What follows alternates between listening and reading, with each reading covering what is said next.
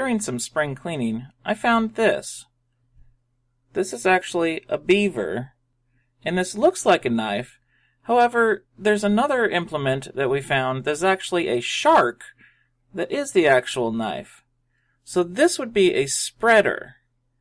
Beaver.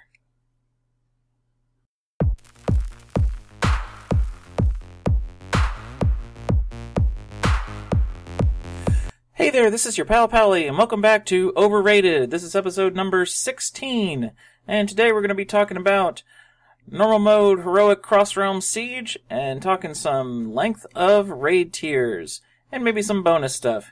Who knows? Let's get started. So the big news of the week is that Blizzard released normal and heroic Siege of Orgrimmar cross-realm. Oh my god! Yes, it is a big thing, because you could never do that in any previous tier. So, what does this mean? It means a lot of different things. It actually means some good things and some bad things, as with just about everything in the world. So the good things, this helps out recruiting in a huge, huge way. You can now invite someone to be a trial, and you can actually slap them into your raid. Don't actually slap them, but you can put them into your raid, and they can actually raid with you. They don't have to transfer, they don't have to do all that. Of course, they still need to be of the same faction, but, you know, who's not Horde at this point, right? Anywho, you can get people into raid, you can trial people out, you can invite people for just a night and see how they do, and you decide, no, get out of here, or hey, you should probably transfer because it's working out. All that fun jazz is great. And maybe this is some sort of bone that Blizzard's throwing to us for the whole mythic thing, where like 10-man guilds are going to have a hard time actually recruiting up to 20-man mythic, or you know, you can get some recruiting done pretty easily with this. So who knows, maybe that's a bone that they're throwing because of mythic. In any case, it's a good thing. It's a great thing if you don't want to move your turns around and you want to actually find some pugs. Speaking of pugs, it's a great thing for two things: OQ and Open Raid. Yay! No longer is it just flex mode that can be used on those add-ons or websites. I would actually say that it's probably even better for Open Raid, because Open Raid is kind of a, you know, good vetting site. Raid leaders able to, you know, put a raid together ahead of time and schedule it and see who the people are and check out their gear and their progression and their logs if they want to get that deep into it, which means some probably pretty successful heroic pugs are going to be running on Open Raid. So good on that too. If you're someone who's sort of lost a guild or you know, you're sitting on a backwater server and you want to actually get into a better guild, or you want to get into a pug and still raid, check out OQ, check out Open Raid. All good stuff. The bad is people are complaining that there might be quite a lot of heroic carrying done. So if you don't know, a lot of heroic guilds who have sort of cleared 14 out of 14 heroic, they sell carrying you. I don't know how much. Last I've heard things like 100,000 gold or that kind of thing. If they're actually doing it for cash, that's against the terms of service. So if someone's asking you about that, don't go there. They certainly are selling like the mount. If people are interested in the mount from Garrosh, which is currently still dropping 100%. Once the expansion hits, it's going to drop like Lich King's invincible mount and everything. It's a very low drop rate. So people are wanting in on that kind of thing.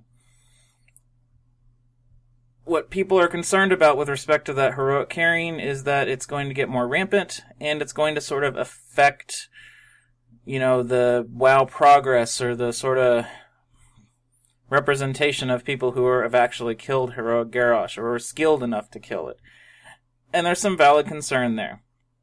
Certainly, if you start to look at population numbers and go, well, last week, you know, 1 point some percent of the guilds in the world had actually killed heroic Garrosh, and that's like, 1% of the population or something. That's not exact math, but bear with me.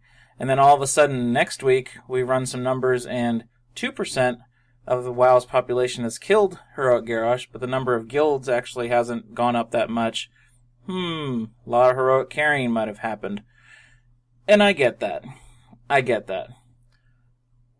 It's going to be fairly easy to spot someone who does that. Unless it's like if I did it, it would probably be a little harder to see. Although, here's why. You can look at my character on WoW Armory, and you can see the number of times I've killed a Mercius heroic and all that jazz all down the way. And you can see that I've been rating week to week on that kind of stuff. If all of a sudden you saw that I had, and I don't have Paragons of the Klaxi yet, hope to have it soon, let's go team, but all of a sudden I had Paragons Klaxi 1 kill and Garrosh heroic 1 kill, you would be kind of like, I wonder what happened there. And certainly, if you've got someone who's, say, 3 out of 14 heroic, and all of a sudden they have 1s next to all of the heroics after that, they got carried. And people just need to realize that if they're like sort of recruiting or seeing what people did. If someone's like, yeah, I'm 14 out of 14 heroic, yeah, no problem, Garrosh is my biatch. And yet their kill list looks like that, yeah, little caution goes out there.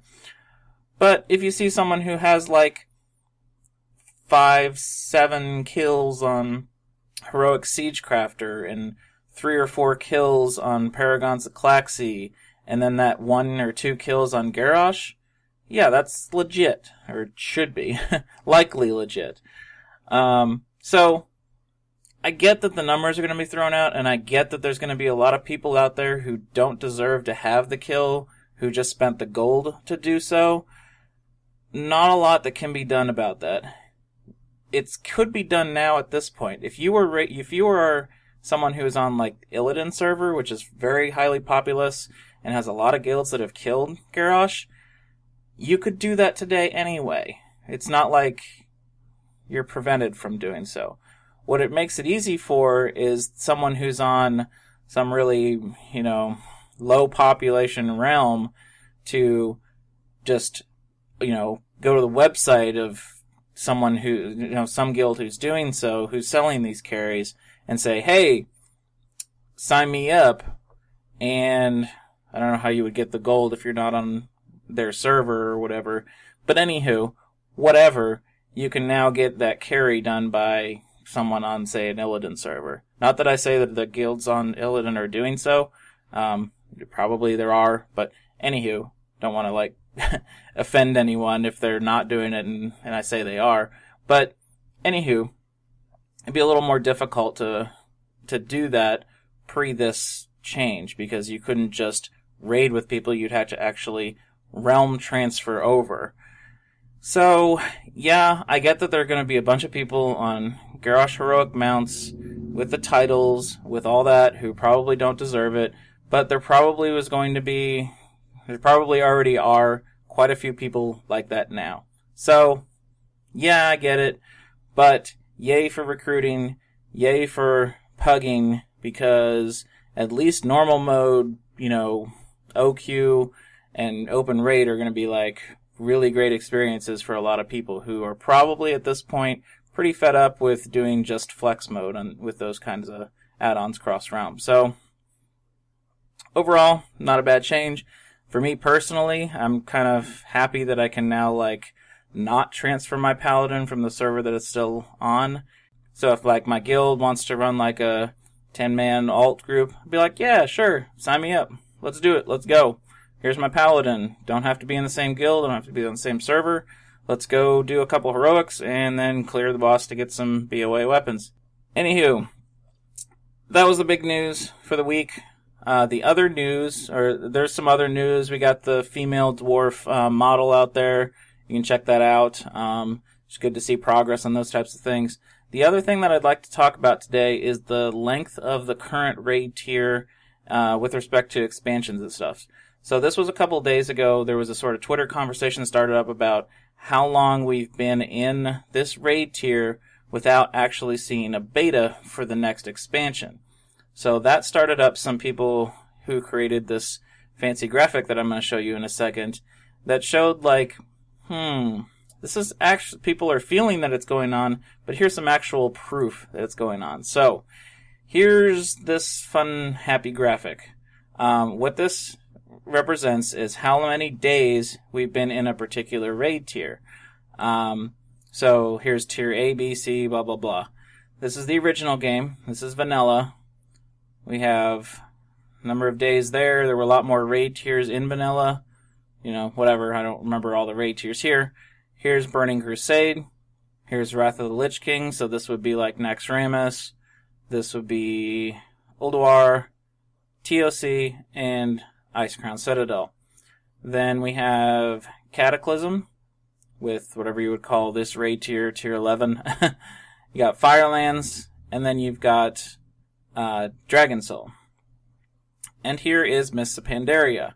You've got tier 14, or Mokshan Vaults, all that jazz, Throne of Thunder, and then finally you've got Siege. So, what does that all mean? Well, the critical thing that people are talking about is this last bar at the end, which is the time for when the beta was actually released and announced and everything. So, while people really didn't like Dragon Soul and Cataclysm, after about 100 days, I think is what this number came out to be, we actually had the beta for Mists of Pandaria. So, yes, people don't like Dragon Soul, but there was lots of beta information that was available for a long time during Dragon Soul. So, people were happy with that because, 8 out of 8 heroic here, I'm good, I'm awesome, and then, hey, I could actually look at the beta, or I could just farm 8 out of 8 heroic, or whatever. The problem that people are seeing is, it's been quite a few days between the time we've actually gotten Siege of Orgrimmar and when we're actually hearing about a beta. And what people are concerned about with even further with this graphic is if this was sort of a median length beta, if it was sort of an average time for beta, then we would still be, the whole expansion would actually be as long as Cataclysm was, which is what Blizzard said they didn't want to do. They wanted to get content out faster to us. And even worse, if it was a max-length beta, sort of the longest beta we've seen, then we will have been farming Siege of Orgrimmar for, another 200 days, which put this at like a year plus and whatnot, and the whole expansion will have been over 700 days, which is pretty much, well, besides vanilla, one of the longest expansions. So people are kind of concerned about the fact that we don't have a beta out, and we don't have all, fun, happy stuff to keep us entertained with respect to beta. We're still sitting in Siege of Orgrimmar farming it.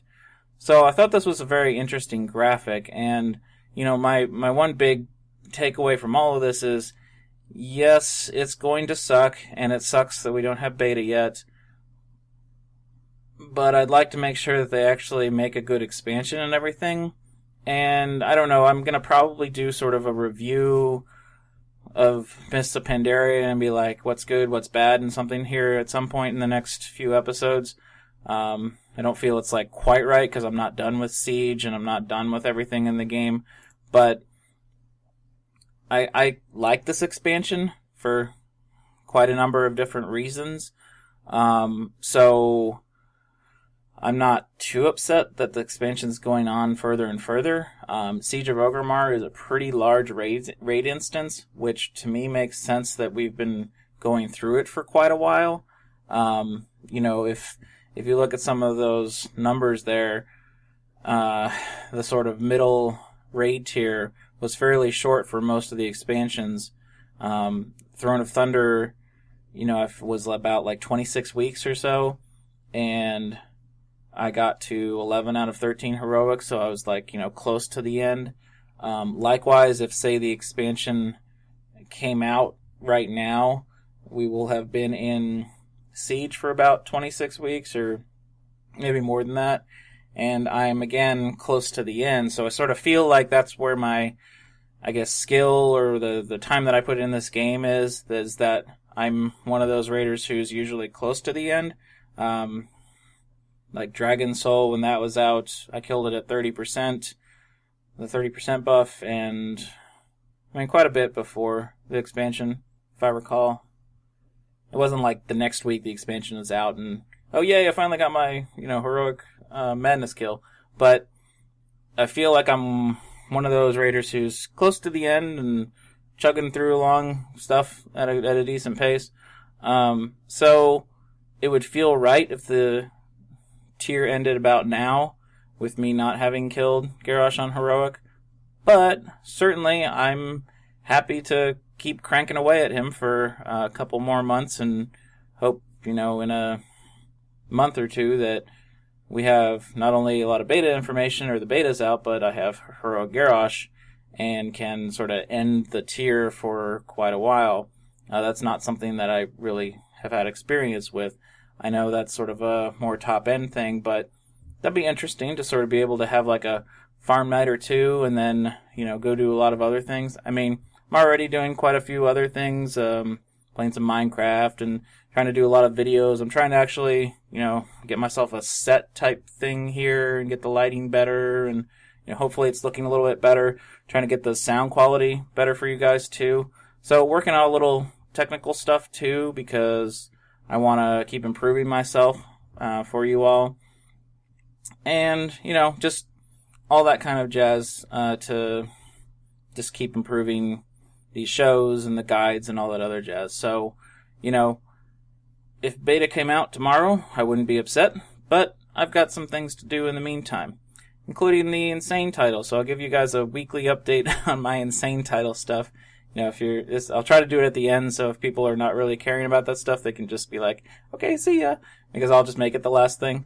But, insane title, so I had Bloodsail honored already, you knew that. I turned in the cloth to get all of my reps back to, with the Steam Weedle, back to neutral, starting to grind pirates. Been grinding the crap out of Ravenholt, which has been kind of slow due to, like, a lot of people quest in that area where you can get the Ravenholt reps, and it just takes a long time for respawn and such. So, and I'm trying to be nice and trying to, like, oh, here's a, level 30 shaman or something trying to kill his quest mobs. I'll be like, okay, I'm gonna stop for a little bit, let the guy go through, do his thing, move on, and then let me drop down and kill everything again. So that's been taking a little bit of time, maybe like 1.5k to 2k rep an hour kind of thing, if I can get a good groove going there. And in the meantime, I have been farming junk boxes and putting them on bank alts. So I'm up to like maybe 400 junk boxes there. So that's going good, and I'm not turning them in yet. I'm waiting till I get fully, like 11,999 out of 12,000 honored, with Ravenholt, and then I'll start turning them all in. But, it's interesting to bounce back and forth between Steam Weedle, this, and then that, and, so that's how it's going for me.